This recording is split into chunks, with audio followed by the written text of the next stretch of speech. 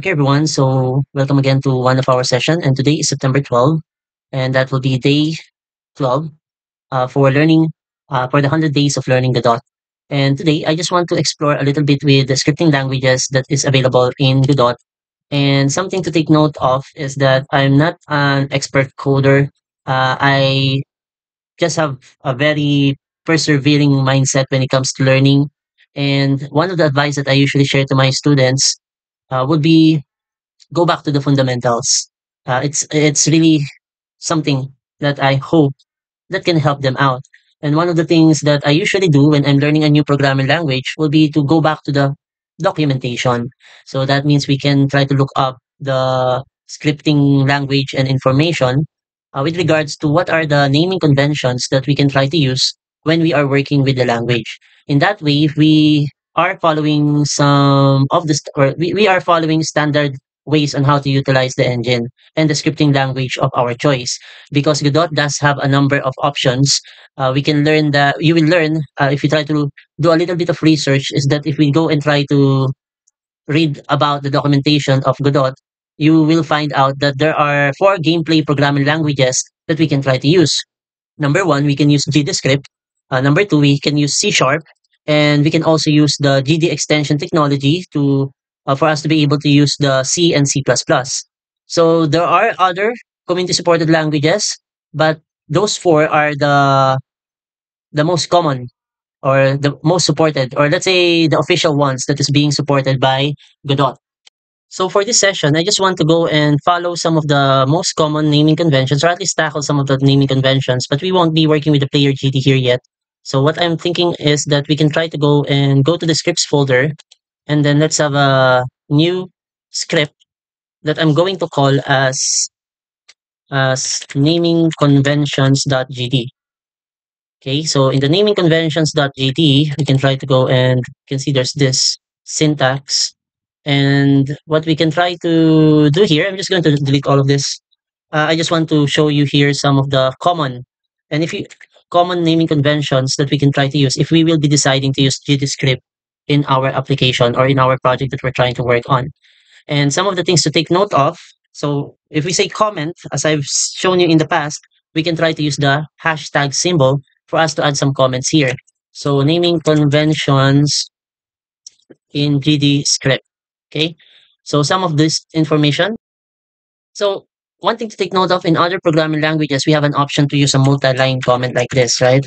However, with GD script, that's actually not going to be possible. You will see we're running into an error as we try to go and use this common multi-line comment. If you have some background in programming, that might be something that you may be thinking of.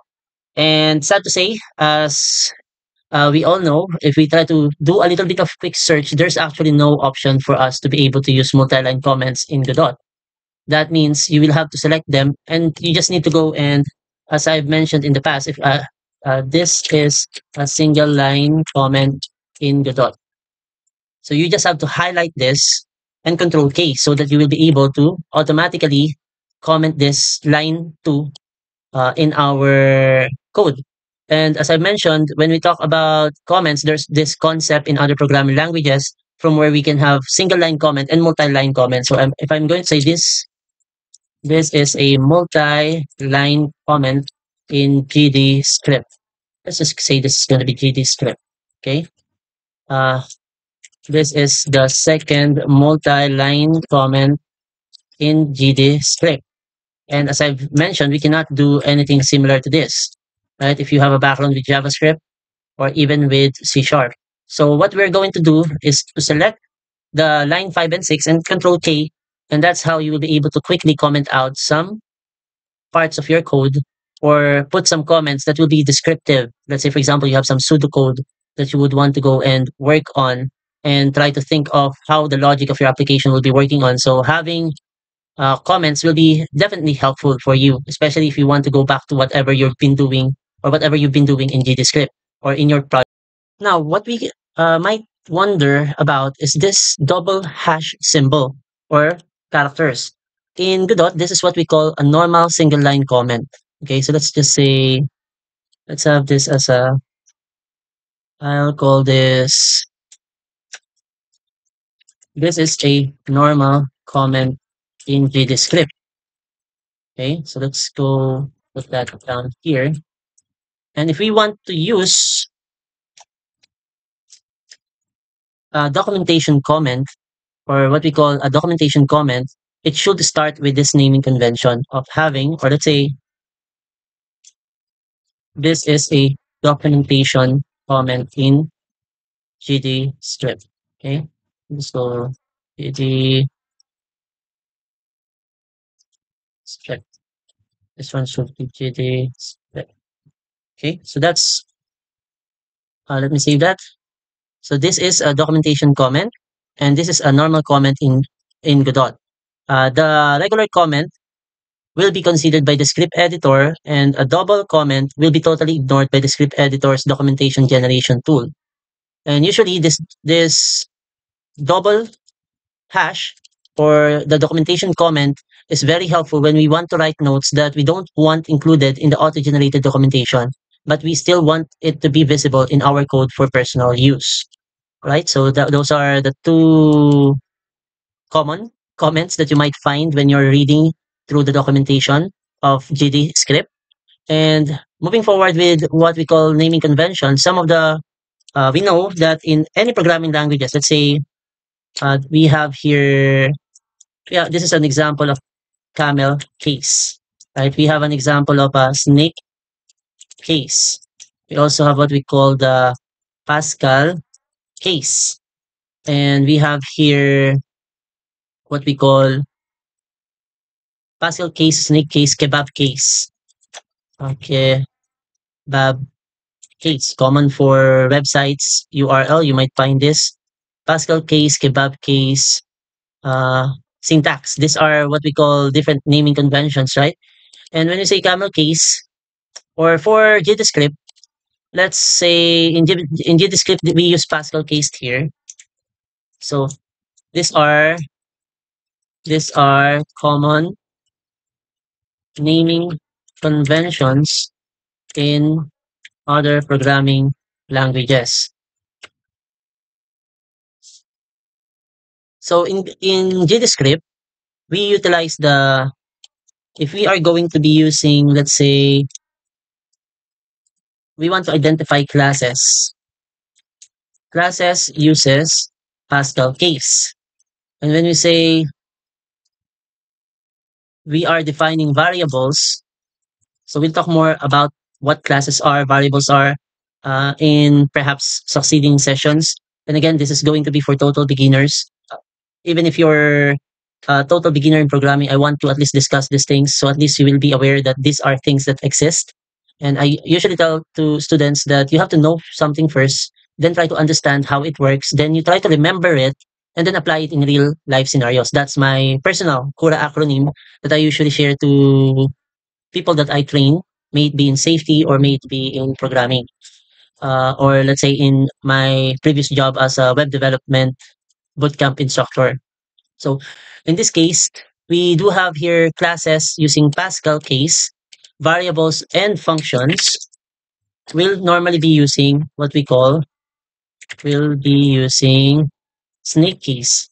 My suggestion here is for you to follow along. I know this is a bit the boring part from where you're going to be typing along with me, but I just recommend this. In that way, you can go and try to really get your hands dirty as we try to explore some of the different features and conventions in using the JavaScript language. And in here, variables and functions will be using a snake case.